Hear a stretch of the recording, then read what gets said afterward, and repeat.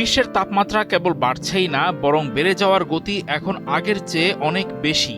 2023, 2024 এবং 2025 সালের বিভিন্ন সময়ে তাপমাত্রার নতুন নতুন রেকর্ড নথিভুক্ত হয়েছে। গত জুন মাসে প্রকাশিত একটি গুরুত্বপূর্ণ গবেষণায় এই তথ্য উঠে এসেছে, যা মূলত আন্তঃসরকার জলবায়ু পরিবর্তন প্যানেলের নিয়মিত প্রতিবেদনের ভিত্তি হিসেবে ব্যবহৃত উপাত্তগুলোকে আপডেট করেছে।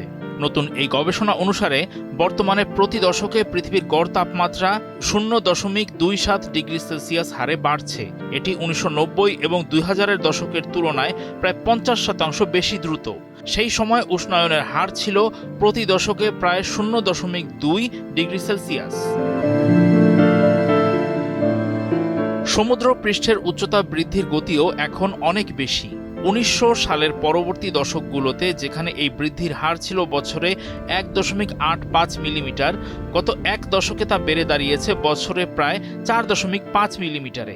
বিজ্ঞানীরা সতর্ক করেছেন, বিশ্ব এখন 2030 সালের মধ্যেই 1.5 ডিগ্রি সেলসিয়াস তাপমাত্রা বৃদ্ধির সীমা পার করতে যাচ্ছে। এই সীমা পার হলে পরিবেশগত ব্যবস্থায় এমন কিছু বিপর্যয়কর এবং আগের অবস্থায় ফেরা সম্ভব নয় এমন পরিবর্তন শুরু হতে পারে, যা সামলানো অসম্ভব হবে। বিশ্ব আবহাওয়া সংস্থার মতে প্রাক শিল্পায়ন যুগের চেয়ে পৃথিবী এর মধ্যেই 1.3 থেকে 1.4 ডিগ্রি সেলসিয়াস উষ্ণ হয়ে গেছে।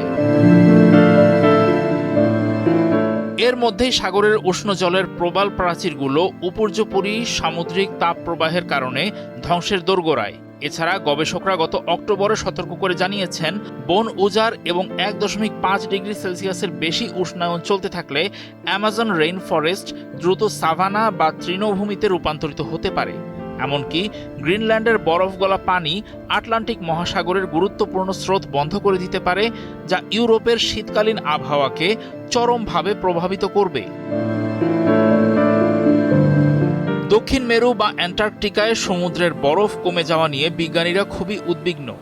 বরফ কমে যাওয়ায় উন্মুক্ত হওয়া অন্ধকার জলরাশি আরও বেশি সূর্যের আলো শোষণ করে উষ্ণায়ন বাড়াচ্ছে।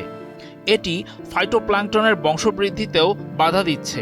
বায়ুমণ্ডল থেকে প্রচুর পরিমাণে কার্বন ডাই অক্সাইড শোষণ করে এসব ফাইটোপ্ল্যাঙ্কটন। 2024 সালের মার্চ থেকে 2025 সালের ফেব্রুয়ারি পর্যন্ত বিশ্বে প্রায় 37 লক্ষ বর্গ কিলোমিটার এলাকা দাবানলে পুড়ে গেছে, যা ভারত ও নরওয়ের মোট আয়তনের সমান। যদিও পুড়ে যাওয়া এলাকার পরিমাণ গত 2 দশকের গড় হারের চেয়ে কিছুটা কম, কিন্তু নির্গত কার্বন ডাই অক্সাইডের পরিমাণ অনেক বেশি ছিল, কারণ এবার অধিক কার্বন সমৃদ্ধ বনভূমি আগুনে পুড়ে গেছে। জলবায়ু পরিবর্তনের ফলে মানুষের উৎপাদনশীলতা প্রতি ডিগ্রি তাপমাত্রা বৃদ্ধিতে 2 থেকে 3% কমছে। ল্যান্সেট জার্নালের একটি গবেষণা অনুযায়ী গত এক বছরে উৎপাদনশীলতা কমার ফলে বিশ্ব অর্থনীতিতে $1 ট্রিলিয়ন বেশি ক্ষতি হয়েছে। ইউরোপের পরিস্থিতিও ভয়াবহ। লন্ডনের ইম্পেরিয়াল কলেজ জানিয়েছে, ইউরোপের 30% জনসংখ্যার মধ্যে গত গ্রীষ্মে তাপজনিত কারণে প্রায় 24,400 জন মারা গেছেন। এসব মৃত্যুর 70%ই সরাসরি জলবায়ু পরিবর্তনের প্রভাব। অন্য একটি মডেল অনুযায়ী 32টি দেশে এই মৃত্যুর সংখ্যা 62,700 ছাড়িয়ে গেছে।